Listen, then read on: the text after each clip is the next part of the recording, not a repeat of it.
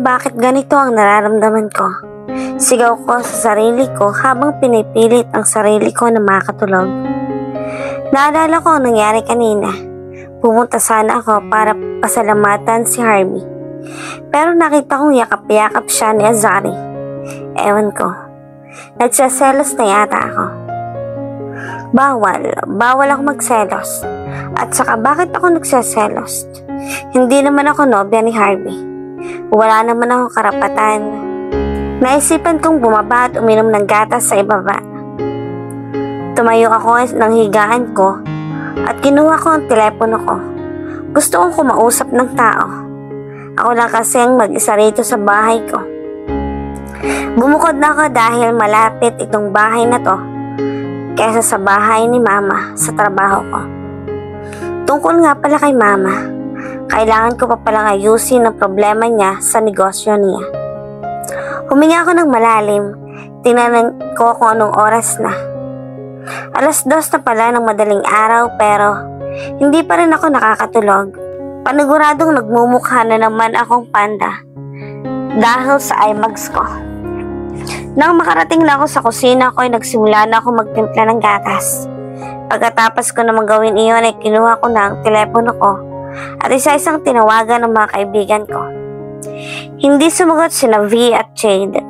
Nang tawagan ko naman si Kylo, ay naalala kong nag-iba na pala ito ng numero. Ibinaba ko muna ang telepono ko at uminom ng gatas. Hindi ko na malaya na natuluan pala ng gatas ang telepono ko. Kaya pinunasan ko iyon. Nataranta naman ako dahil habang pinupunasan ko iyon ay aksidenteng napindot ko ang isang unknown number. Hindi ko maalala kung sinong may-ari ng numerong iyon kaya agad kong pinatay ang tawag. Napahawak naman ako sa dibdib ko. Mamaya ay nakadisturbo pa ako sa taong yon. Madaling araw pa naman. Tulog na ang mga tao. Nagulat na lang ako nang biglang tumawag sa telepono ko. Ito ang numero na aksidente kong natawagan kanina. Patay. Galit yata ito. Hello, Anya, what happened? Natataranta na sigaw ng isang lalaki. Ha? Si Harvey? Sorry, wrong number. Pinilit kong pakalmahin ang sarili ko. Kung minamalas talaga, kung sino pang ayaw mong tawagan at makausap siya pa talaga, aksidente kong natawagan. Ganitong oras na may tinatawagan ka pa? Sabi nito kaya nagtaka ako. Hindi ko mawari ang punto niya. Sorry again. Patayin ko na, saad ko. Ako magpapatayin ko na, sana iyon ang magsalita siya. Ang sabi niya huwag ko raw munang patayin. Ha? Gabi na. Matulog ka na. Sabi ko pero ang totoo ay gustong gusto ko nang patayin ang tawag. Siguro ay naistorbo ko talaga siya. Baka natutulog na siya tapos nagising pa siya kasi tumawag ako. Sino ba dapat kong tawagan? Seryosong tanong nito sa akin. Bakit naman niya tinatanong? Teka, anong isasagot ko? Ano si Kylo? Nauutal na sabi ko habang kinakabahan. Totoo naman diba? Si Kylo naman talaga ang dapat natawagan ko. Kaso wala akong numero nito. May namamagitan ba sa inyo ni Kylo? Kinabahan akong tanong niya. Ilang segundo ako nag-isip. Bakit gusto niyang malaman? Hanggang ngayon pa rin ba ay may nararamdaman pa rin siya para sa akin? Hindi, may nobya na siya. Masaya na sila ni Azari gaya ng sabi niya nung nakarang araw. Wala na siyang pagtingin o nararamdaman pa para sa akin. Alam kong burado na ako sa puso ni Harvey. Siguro ay tinatanong niya lamang ang mga tanong na ito para siguraduhin kung may iba ng tao sa puso ko. Dahil gaya nga ng sinabi niya, he will make me suffer. Ibang klaseng tanong iyan, I said. Gusto lang akong pahirapan ni Harvey. Nothing, forget it. Pinatay ni Harvey ang tawag ko. Ako naman ay nanatiling nagtataka lang. Ano mong balak niyang gawin? Gano'n na lamang ba ang galit niya sa akin? Sa bagay, kagalit-galit nga naman ang ginawa ko sa kanya. May karapatan siyang magalit. Kung tutuusin, hindi dapat ako makaramdam ng inis kay Harvey. Dahil hindi naman kami aabot sa ganito kung hindi ko siya iniwan. Kung hindi ko siya iniwan dati di sana ako ng nobyo niya. Sigurado akong hindi ako magseselos kay Azari ngayon. Siguro masaya kami ni Harvey kung hindi lang talaga ako umalis. Umakyat ba ako sa kwarto ko? Matutulog na naman ako nagsisi. Kung inaakala ni Harvey na naging madali lang para sa akin ang lahat, nagkakamali siya. Halos gabi-gabi akong naiiyak. Gabi-gabi rin akong nagsisisi na iniwan ko siya. Hindi ako nakakatulog dahil binababag ako ng konsensya ko. Kung nahihirapan siya ng mga panahong iyon, nahihirapan din ako.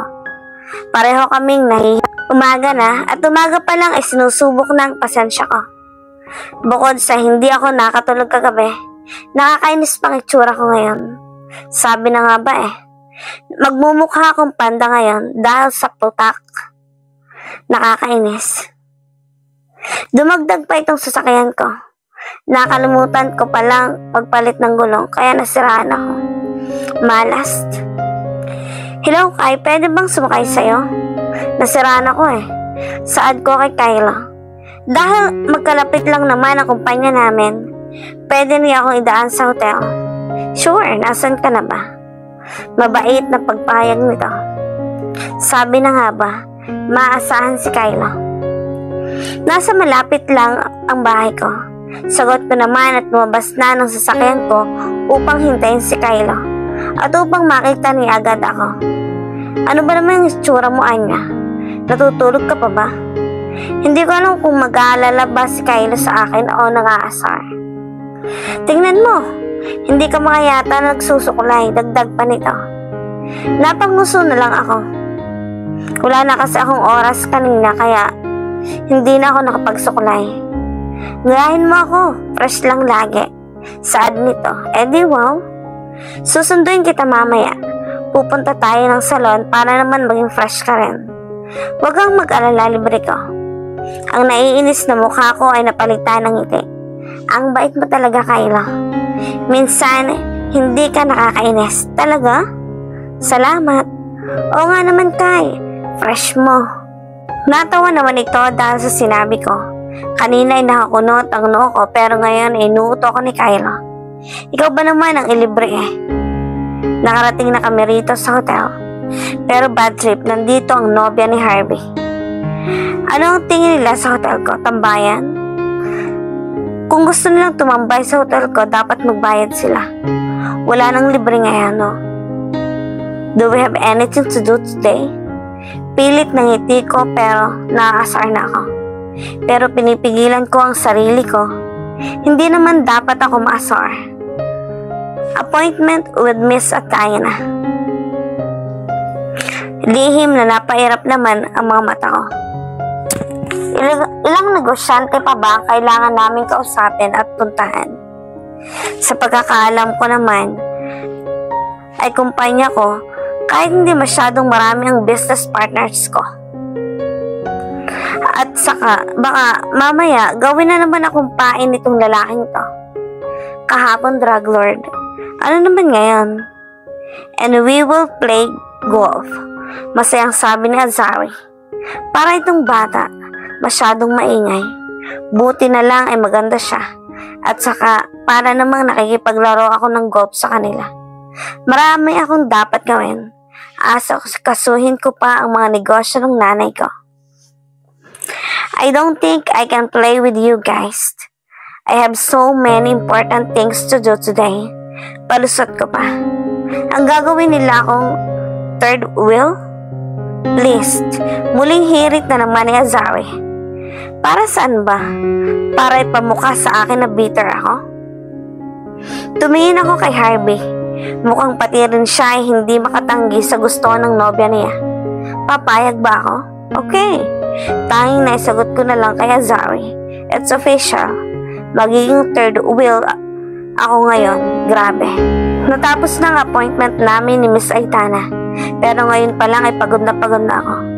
Sa buong pag-uusap nga yata namin ni Miss Aitana, wala akong maintindihan, puro kasi ito tanong. Si Azari naman may mga bagay pa siya na tinatanong kay Miss Aitana na hindi naman importante. Marami rin siyang tanong. Kahit na naririndi na ang tainga ko, kailangan ko pa rin siyang sagutin. Nasa isang convenience store kami ngayon. Gusto raw kasi ni Azari ng ice cream. Ako naman ay walang ibang magawa. Wala akong sariling sasakyan. Nakasabay lang ako sa sasakyan ni Harvey dahil iyon din ang gusto ni Azari. Pumili ako ng flavor. Ang napili ko ay strawberry habang ang napili naman nila ay pineapple. Nakaupo sila sa isang bench habang ako naman ay nakahiwalay sa kanila. Tinitingnan ko kung gaano sila kasweet. If you were a fruit, you would be a fine apple, saad ni Azari. Muntik na akong mabulunan dahil doon. Hindi ko naman alam na joker pala itong si Azari. Corny nga lang. Pagkatapos namin kumain ng ice cream ay sumakay ulit kami ng sasakyan. Ang sabi nila ay maglalaro na kami ng golf. Nakakainis. Di sana nasa hotel na ako ngayon at ginagawa ang mga trabaho ko. Let's talk about your love life, Anya. Nagulat ako sa sinabing iyon ni Azari. Sa lahat ng sinasabi niya at pinag-uusapan namin ay iyon ang pumasok at nakaproseso sa utak ko. Sa dinami-dami ng pwedeng pag-usapan, bakit iyon pa? Pwede namang iba. Magiging awkward pa kami ni Harvey. Wala namang masyadong ganap sa love life ko, Azari. I'm focused with my business. Nailang nasabi ko habang hindi ako makatingin kay Harvey. Don't say that. You're pretty. I'm sure you have a lot of suitors or boyfriends. Saad nito habang nakatingin sa akin. Let's talk about your exes. Ilan na ba ang naging nobyo mo? Sabi ulit nito. Napalunok naman ako. Si Harvey pa lang naman naging nobyo ko. Iniwan ko pa. Isa lang, saad ko at agad na tumingin sa bintana. Nagkunwari akong tinitingnan ang dadaanan. Are you sure? Hindi makapaniwala si Azari sa sinabi ko. Hindi ba halata? What about now? Do you have your boyfriend now? Tanong nito ulit sa akin. Hindi ko napigilan ang sarili ko at nakatingin ako kay Harvey. Nahuli ko itong nakatingin din sa akin. Siguradong hinihintay rin niya ang sagot ko. Alam kong ayaw niya akong maging masaya. Like he said, he wants me to suffer. I don't have a boyfriend, but I have someone in my heart right now. Nailang nasabi ko. Agad na nag-init ang pisngi ko. That person has a space with my heart is Harvey. Hindi siya nawala roon. Sa paglipas ng mga taon ay siya lang ang minahal at minamahal ko hanggang ngayon. Pero mali, dahil masaya na siya. May nobya na si Harvey. Kung itutuloy ko pa ang nararamdaman ko ay nakakasira lang ako ng masayang relasyon. Maling-mali. Really? Who is it? Tell me please. Napasigaw si Azari sa sinabi ko. Nagulat naman ako. Kumakto siya ay parang kaibigan ko siya. Sasagot na sana ako pero biglang tumunog ang telepono ko. Agad kong tiningnan iyon at sinagot ko agad. Nang marinig ko ang boses, saka ko na lamang malaman na si Kylo iyon. Bakit ka tumawag? Tanong ko. Buti na lang ngayon siya tumawag. Nakalusot tuloy ako sa tanong ni Azari. Hindi ba ang sabi ko, aalis tayo? O nga pala, kailangan ko nang magpaganda. Nawawala ng beauty ko. Sige, hintayin mo na lang ako sa hotel. Sagot ko naman at pinatay ng tawag. Nagulat naman ako dahil pareho sina Azari at Harvey na seryosong nakatingin sa akin. Tila kinikilatis nila kung sinong tumawag sa akin. At mukhang nakikinig pa sila sa pinag-uusapan namin ni Kylo. Who is that? Who is that? Sabay na tanong ni Azari at Harvey. Nagulat naman ako, bakit ninyo tinatanong? Si Kylo, sagot ko. Siya ba? Tanong ulit ni Azari. Anong siya? Si Kylo. Siya? Naguguluhan at tanong ko. Ano ba talaga? Huwag nilang sasabihin ay naakala nilang si Kylo ang laman nitong puso ko dahil patay na. Siya ang nilalaman ng puso mo, ano? Patay? Sinasabi ko na nga ba? Anong si Kylo ang nilalaman ng puso ko ay puro kainisan ang nararamdaman ko sa lalaking iyon. At saka kilala ko si Kylo. May tinatago iyon, ako lang ang nakakaalam. Nandito na pala tayo. Sige, dito na ako. Salamat sa paghahatid. Saktong palusot ka naman. Bumaba ako at naglakad ng mabilis pero tumawag ulit ako kay Harvey. Bakit? Tanong ko. It's raining, sagot ni Harvey. Naglakad siyang lalapit sa akin para payungan ako pero bago pa man iyan nangyari ay naramdaman ko na may gumawa na nun sa akin. Lumingin ako at nakita ko si Kylo. Si Kylo ang unang nagsilong sa akin sa payong. Nakita ko agad ang pag-iba ng ekspresyon sa mukha ni Harvey. Bakit? Nasa loob na kami ng opisina ngayon. Wala na rin si Azari dahil may iba pa itong pinuntahan. Hindi naman kami nakaalis ni Kylo dahil nandito pa rin si Harvey. Nagulat na lang kaming dalawa dahil bigla nitong sinabi na tatapusin na namin ang mga dapat namin gawin. Kahit na pwede naman namin iyong gawin bukas. Tahimik lamang kaming tatlo. Lahat kami ay nakatingin lang sa kanya. Katabi ni Kylo si Harvey habang ako naman ay nasa lamesa ko at katabi ko ang sekretarya ko. Boss, bakit naman nandito yung dalawang yan? Di ba ang sabi mo sa akin na alis kayo ni Sir Kylo? Bulong sa akin ni Tanya. Kahit ako man, ay hindi ko alam kung bakit nandito si Harvey. Kahit na may usapan na kami ni Kylo. Ewan ko. Sagot ko habang iniinom ang hot chocolate. Nabasa kasi kami kanina ng ulan. Tinitingnan ko lang silang dalawa. Kilala ko si Kylo kahit naman may pusong babae ito. Ay alam kong wala siyang gusto kay Harvey. Pero iba ang kilos niya ngayon. Hindi ko na alam. Sige Anya, alis muna ako. Kukuha lang ako ng kape. Paalam sa akin ni Tanya.